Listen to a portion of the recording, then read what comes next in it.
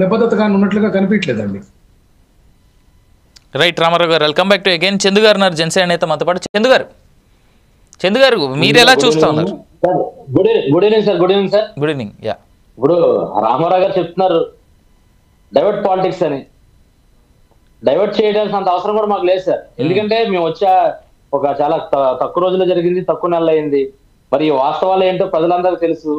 Divert politics చేయడానికి స్వామివారిని అడ్డం పెట్టుకోవాల్సిన అవసరం మాకు లేదు. మరి గతంలో ఎన్నో చేసి అవన్నీ కూడా చేయడానికి కప్పుచ్చుకోవడానికి వాళ్ళు జగన్మోహన్ రెడ్డి గారు చేసినవి చాలా ఉన్నాయి.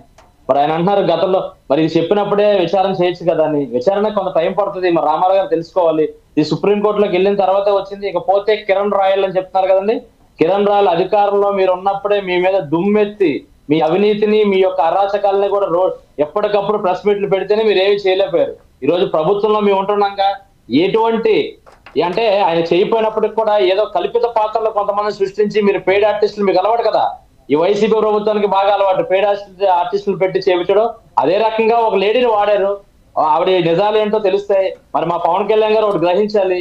తప్పు చేస్తే అది ఆరోపణలు వచ్చిన తర్వాత అది నిజాలు తెలిసే లోపలే ఈ రోజు ప్రతి పార్టీ నుంచి మేము వాళ్ళని బహిష్కరించి కొద్ది రోజులు పార్టీ కార్యక్రమాలు దూరం అవ్వడం అని లెటర్ ఇవ్వడం కూడా మా పార్టీ ఆఫీస్ జరిగింది.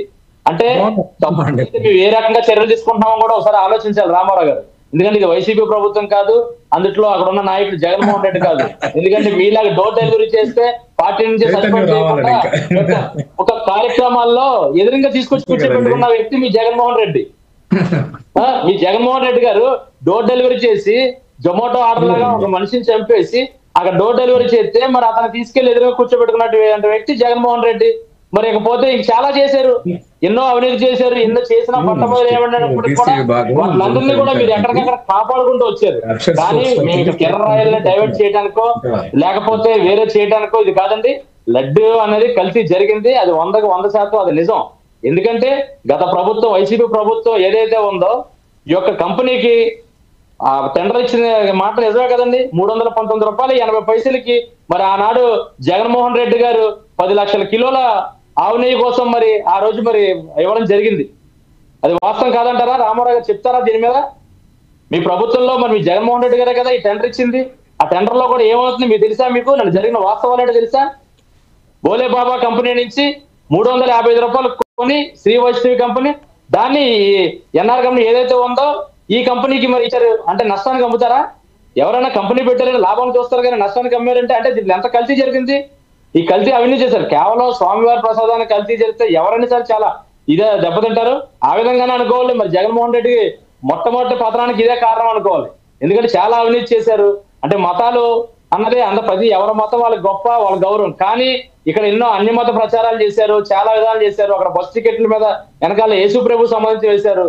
అయినప్పటికి కూడా ఎన్ని జరిగినా సరే ఈ అవినీతి కోణాన్ని తీసుకొచ్చింది పవన్ కళ్యాణ్ గారు. దాన్ని మీరేం చేశారంటే పాలిటిక్స్ డైవర్ట్ చేస్తున్నాడు ఈయన. కేవలం ఏంటంటే పథకాలు తప్పించడానికి కొంతమంది, లేకపోతే వేరే టాపిక్ లోకి వెళ్తారని కొంతమంది. దీన్ని కేవలం ఏంటంటే కల్పితాలు. మీ ప్రభుత్వం చేసిన అవినీతి ఎక్కడ పట్టబయలు అవుద్దని చెప్పని ఒక భయంతో ఈ రోజు మీ జగన్మోహన్ రెడ్డి గారు మీ యొక్క వైసీపీ నాయకులు ఈ పేడ్ ఆర్టిస్టులు పెట్టుకొని చేస్తున్నారు తప్పించి దీంట్లో 100% కల్తీ జరిగింది కాబట్టి సిట్ విచారణలో ఉన్నటువంటి ఆ 4 దోషుల్ని పట్టుకున్నారు. ఆ వాళ్ళు ఇంకా మిగతా నిజాలు వస్తాయి. దాని వెనకాల కారణం ఎవరున్నారు ఏంటన్నది కూడా నిజాలు తెలుస్తాయండి. దీంట్లో మటుకు ఖచ్చితంగా వైసీపీ ప్రభుత్వంలో స్వామివారు ఏదైతే కలియుగ దైవం అనుకొని కొన్ని కోట్ల మంది ప్రజలు ఆరాధిస్తున్నట్టు వెంకటేశ్వర స్వామి మరి కల్తీ జరిగిందని చెప్పి ఖచ్చితంగా అనుకోవాలి. దీంట్లో మటుకు ఎటువంటి పాలిటిక్స్ డైవర్షన్ లేవండి. దాని మీద యాక్షన్ తీసుకోవాలని కళ్యాణ్ గారు ఆ రోజు, ఎందుకంటే అది అప్పటికప్పుడు చేస్తే కూడా కాదు. గతంలో ఒకసారి తిరుపతి వచ్చినప్పుడు ఆయన చెప్పారు ఇక్కడ కొన్ని జరుగుతున్నాయి, దాన్ని విచారణ జరిపించాలి, త్వరలో నేను బయటకు తెస్తానని. అలాగే అధికారంలోకి వచ్చిన తర్వాత దాన్ని బయటకు తీసుకొచ్చారు. ఈ రోజు కిరణ్ రాయల్కి ఈ లడ్డు విషయానికి ఎటువంటి సంబంధం లేదు. ఎందుకంటే ఒకటి తెలుసుకోవాలి, చట్టాలు అనేవి కొన్ని ఉన్నాయి. చట్టాలు చేసే పని చట్టం చేస్తుంది, ప్రభుత్వం చేసే పని ప్రభుత్వమే చేస్తుంది. ప్రభుత్వానికి చట్టానికి సంబంధం ఉండదని కూడా తెలుసుకోవాలని చెప్పి నేను రామారావు గారు తెలియజేస్తున్నాను. రైట్ చందు గారు, వెల్కమ్ బ్యాక్. ఇక్కడ నేను ఒక విషయం చెప్పాలి. In a significant break through CBI arrest చేసినటువంటి